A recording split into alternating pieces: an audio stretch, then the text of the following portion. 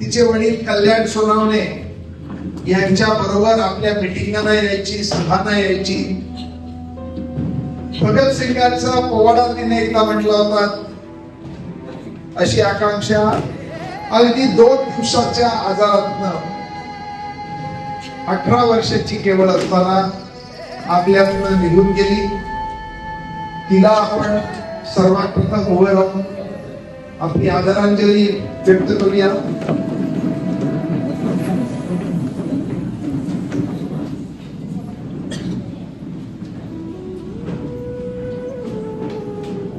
सैर भैर झालं सार आखटीत घडलं र, काळाड घेऊन गेला देऊन जलमाची सजा. देवा कसा फास यो तुझा र, देवा कॉम्रेड आकांक्षा को लाल सलाम. कॉम्रेड आकांक्षा को लाल सलाम.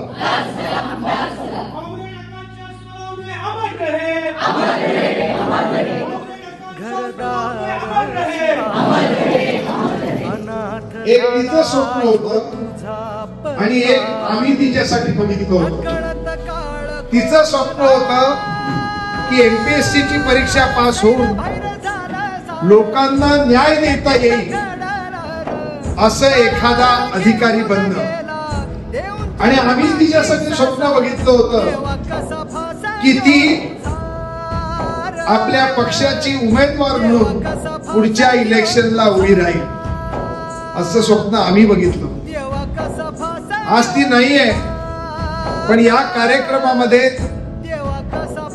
तिची आई मीरा सोनवणे आणि वडील कल्याण सोनवणे हे तिचं जे काम आहे ते पुढे गेलं पाहिजे. ती आज या कार्यक्रमात हजर राहणार होती आणि हे सूत्रसंचालन करणार होती.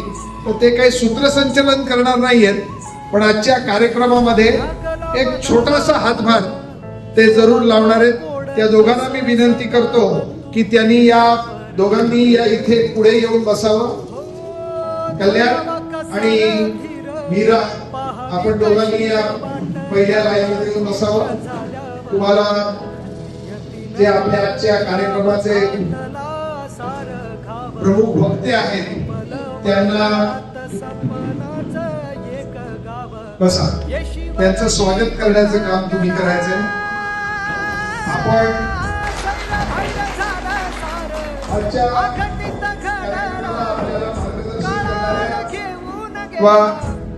कॉम्रेड कल्याण सोनवणे यांनी यांचं स्वागत करावं. कॉम्रेडजी कल्याण सोनवणे यांचं स्वागत.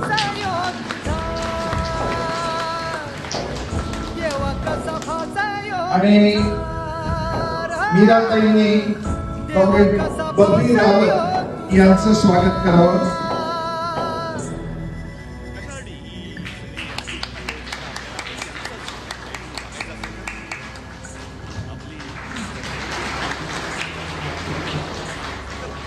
आणि सायन परिवारामध्ये आपल्या ज्या उमेदवार होत्या त्या कॉम्रेड कविताला मी अशी विनंती करतो की त्यांनी कॉम्रेड कल्याण आणि मीरा यांचं खाली जाऊन त्यांचंही स्वागत आपण करूया की त्या आज एक वेगळ्या